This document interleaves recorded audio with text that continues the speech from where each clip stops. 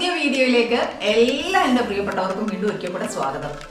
കുറേ നാൾ മുമ്പ്, ഏകദേശം ഒരു വർഷത്തിന് മുമ്പാവും, ഞാൻ നിങ്ങളോട് പ്രോമിസ് ചെയ്തതാ ഞാനൊരു സാധനം നിങ്ങളെ കാണിച്ചു തരാമെന്ന്. നമ്മുടെ ഡൽഹിയിൽ നിന്ന് ബാംഗ്ലൂർക്ക് ഷിഫ്റ്റ് ആയ ആ ഒരു ടൈമിൽ മൂവേഴ്സ് ആൻഡ് പാക്കേഴ്സ് വന്നപ്പം നമ്മൾ പാക്ക് ചെയ്യുന്ന ഒരു വീഡിയോ. അപ്പം ആ ഒരു നേരം ഞാൻ ഈ ഇത് കണ്ടോ, ഓല, ഞങ്ങളൊക്കെ പണ്ട് ആശാമ്പള്ളിയിൽ ഞാനൊക്കെ പോയിട്ടുണ്ട് കേട്ടോ. ഇപ്പോഴൊന്നും ഇല്ല, അത് അധിക നാളൊന്നും ഇല്ലായിരുന്നു, എങ്കിലും നമ്മളൊക്കെ പോയിട്ടുണ്ട്. ഇപ്പോഴത്തെ യങ് ജനറേഷൻ ഒന്നും അതറിയില്ല, എങ്കിലും ഞാൻ എൻ്റെ മോൾക്ക് വേണ്ടി അത് ഇങ്ങനെ സംഘടിപ്പിച്ചിരുന്നു. ഇപ്പൊ ഇതൊന്നും എഴുതുന്ന ആൾക്കാരൊന്നും ഇല്ല, ഇപ്പൊ എല്ലാവരും ബുക്കിലൊക്കെ അല്ലേ എഴുതുന്നത്. അന്നേരം ഒരുപാട് പേരെന്നോട് ചോദിച്ചു, ചേച്ചി ഇതൊന്ന് കാണിച്ചു തരുമോ എന്ന്. ഞാൻ പിന്നെ അങ്ങ് വിട്ടുപോയി കേട്ടോ. ഈ അടുത്തിടയ്ക്ക് ഞാനിങ്ങനെ അലമാരിയൊക്കെ ഇങ്ങനെ അടുക്കി വെച്ചിരുന്ന സമയത്താണ് ഞാൻ ഓർത്തത്, അയ്യോ ഇത് കാണാത്തവരുണ്ടെങ്കിൽ ഒന്ന് കാണിച്ചു കൊടുക്കണമല്ലോ. അപ്പോഴാണ് ഓർത്തത് നമുക്കൊരു വീഡിയോ ചെയ്യണമല്ലോ എന്ന്. ഇതാണ് ആ സംഭവം കേട്ടോ. അപ്പൊ നിങ്ങൾ ഒന്ന് കണ്ടോണേ.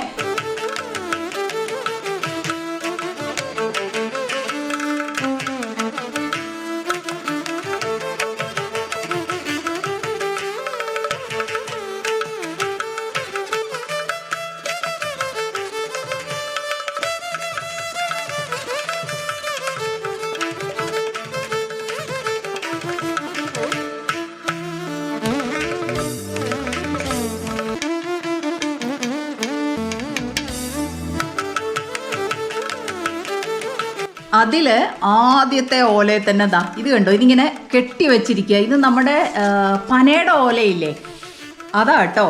അത് എൻ്റെ കയ്യിൽ പാക്ക് ചെയ്ത ആ ഒരു ടൈമിൽ ഇതിങ്ങനെ ഒടിഞ്ഞു പോയി. എങ്കിലും ഞാനിത് എൻ്റെ കയ്യിലുണ്ട് കേട്ടോ, ഒട്ടിച്ചെങ്കോ എങ്ങനെയെങ്കിലും വെക്കണമെന്ന് വെച്ചിട്ട്. പക്ഷേ എങ്കിൽ അതിപ്പോൾ എവിടെയാണെന്ന് എനിക്ക് ഓർമ്മയില്ല.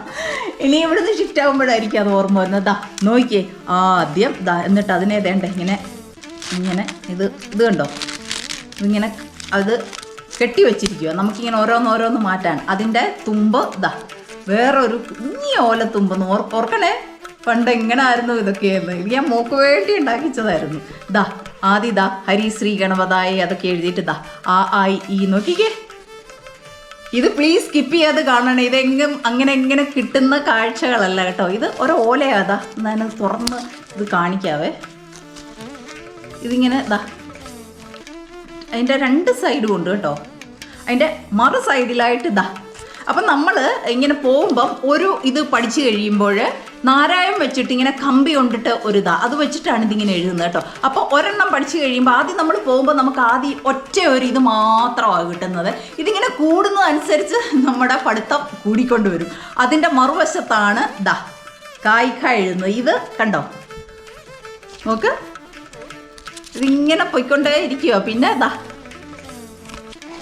നമ്മൾ കാക്കാ കീക്കി ഇങ്ങനെ ഓരോ അക്ഷരങ്ങൾ വരത്തില്ലയോ. നമ്മളിപ്പോൾ ബുക്കിലും ഇങ്ങനെ ഇതിലൊക്കെ കാണുന്ന സംഭവം അവരിങ്ങനെ എഴുതി തരുക. കാണാൻ പറ്റുന്നുണ്ടല്ലോ അല്ലേ? ഇത് മൊത്തം അതങ്ങനെ ഇതെല്ലാം നമ്മൾ ആ മലയാളത്തിലെ എല്ലാ അക്ഷരങ്ങളും നമ്മളിങ്ങനെ എന്തുണ്ടെന്ന് നോക്കി. ഞാൻ അന്ന് തൊട്ട് വിചാരിച്ചു, അയ്യോ നിങ്ങളെയൊക്കെ കാണിച്ചു തരണമല്ലോ. ഒരുപാട് പേര് ചോദിച്ചതും ആ വീഡിയോയിൽ. നമ്മൾ സാധനങ്ങൾ ഷിഫ്റ്റ് ചെയ്യുന്ന പാക്ക് ചെയ്യുന്ന വീഡിയോയിലാണ് ഞാനന്ന് ഇത് കാണിച്ചത്. ഞാനിതിങ്ങനെ പറയുന്നത്, നിധി പോലെ സൂക്ഷിക്കുന്ന ഒരു സംഭവമാണ് കേട്ടോ. എന്താ രസമെന്ന് നോക്കിയല്ലേ. ഇനി ഇത് ഇവളോടും പറഞ്ഞിട്ടുണ്ട്, മോളോടും പറയണം ഇതൊക്കെ സൂക്ഷിച്ച് വെച്ച് അവക്കുണ്ടാകുന്ന പിള്ളേർക്കൊക്കെ ഇത് കാണിച്ചു കൊടുക്കാൻ. ഇതൊന്നും നമുക്ക് കിട്ടുന്ന കാര്യം പോലുമല്ല. ഇത് നമ്പർ അല്ലേ. ഇത് നോക്കിയേ, നമ്പർ. ഇതൊന്നും നമുക്കൊന്നും അറിയത്തോലും ഇല്ലേ. കണ്ടോ എന്ത് രസാന്ന് നോക്കിയേ. ഇതിങ്ങനെ ഇത്രയും ഒരു കെട്ട് കിട്ടുമ്പോഴത്തേക്ക്, ഇതിങ്ങനെ കിട്ടി ഫുൾ കെട്ട് കംപ്ലീറ്റ് ആകുമ്പോഴത്തേക്ക് നമ്മൾ പഠിത്തം കഴിയും. നമ്മൾ അക്ഷരങ്ങൾ, നമ്പർ ഇതെല്ലാം നമ്മൾ പഠിച്ചു കഴിയും. അപ്പം നമ്മൾ എത്ര പഠിച്ചു എന്നുള്ളത് ഇങ്ങനെ ഓലയുടെ നമ്പർ കൂടുന്നതനുസരിച്ചാണ് കേട്ടോ. അത് നമ്മൾ ആശാമ്പള്ളിക്കൂടം എന്നായിരുന്നു പറയുന്നത്. അതിങ്ങനെ അതിനെപ്പറ്റിയൊക്കെ എത്ര പേർക്ക് അറിയാമെന്നുള്ളത് എനിക്കറിയില്ല. ഇങ്ങനെ പൊക്ക കുറച്ചിട്ട് ഇങ്ങനെ ഓല വെച്ചിട്ട് കെട്ടിയിട്ട് അതിൻ്റെ നിലത്ത് മണ്ണ് ചെറിയ പായൊക്കെ ഇട്ടാണ് ഇരിക്കുന്നത്. ബെഞ്ചും ഡെസ്കും അങ്ങനെയൊന്നുമല്ല. എന്നിട്ട് നമ്മൾ എഴുതുന്നത് മണ്ണിലായിരുന്നു. അതൊക്കെ ഒരുപാട് ഇപ്പം എൻ്റെ അനിയത്തിയുടെയൊക്കെ സമയമൊക്കെ ആയപ്പോഴത്തേക്ക് പോലും അതൊക്കെ നിന്നുപോയി, അന്നൊന്നും ഇല്ല. അപ്പോഴൊക്കെ പിന്നെ ഇവർ വീട്ടിൽ വിളിച്ചാണ് നമ്മുടെ വീട്ടിലൊക്കെ പഠിപ്പിച്ചത്. ഇപ്പം ചേച്ചിയുടെ മോനെയൊക്കെ ആണെങ്കിൽ ഈ ആശാട്ടിയമ്മ എന്നാണ് ഞങ്ങളൊക്കെ അവരെ വിളിച്ചുകൊണ്ടിരുന്നത് കേട്ടോ. അപ്പോൾ അവർ വീട്ടിൽ വന്ന് ഇങ്ങനെ പഠിപ്പിക്കുമെന്ന്. പക്ഷെ എൻ്റെ മോളൊക്കെ ആയപ്പോഴത്തേക്ക് അവരൊന്നും ഇല്ല. അങ്ങനെ പുതിയ തലമുറയിലൊന്നും ആരും ഇതൊന്നുമില്ല. ഇപ്പം അംഗനവാടി, നഴ്സറി, പ്ലേ സ്കൂള് ഒക്കെ അല്ലേ. ഇതൊരു നൊസ്റ്റാൾജിക് എന്താ പറയുന്നത് അല്ലേ. കണ്ടോ, ഇതാണ് സംഭവം. കണ്ടോ, അതിൻ്റെ തുമ്പ് കെട്ടിയിരിക്കുന്ന കണ്ടോ, അതുപോലെ കണ്ടോ. ഇപ്പം മോള് കുഞ്ഞായിരുന്നപ്പോൾ ഇപ്പോൾ അവള് മെഡിസിൻ അവിടെ കോഴ്സൊക്കെ കംപ്ലീറ്റ് ആകുന്നു.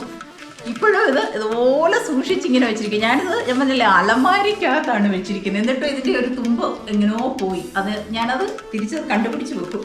ഇത് നമുക്ക് എപ്പോഴും സൂക്ഷിച്ചു വെക്കാൻ പറ്റുന്നതല്ലേ. അപ്പം ഇനി ചേച്ചി ഇതൊന്ന് കാണിച്ചു തരണേ എന്ന് പറഞ്ഞ് അവരെല്ലാവരും കണ്ടു കാണുമെന്ന് ഞാൻ വിചാരിക്കുന്നു. സ്കിപ്പ് ചെയ്യാതെ കാണണേ. നിങ്ങൾക്ക് അങ്ങനെ പലരുടെയും കയ്യിൽ സൂക്ഷിച്ചിട്ടുണ്ടാവുമായിരിക്കാം. ഉണ്ടാവുന്നവരൊന്ന് കമൻറ്റ് ചെയ്യണേ. ഇതാണ് ആ ഓല. ആശാൻ പള്ളിക്കൂടത്തിലെ ഓലയാണിത് കേട്ടോ.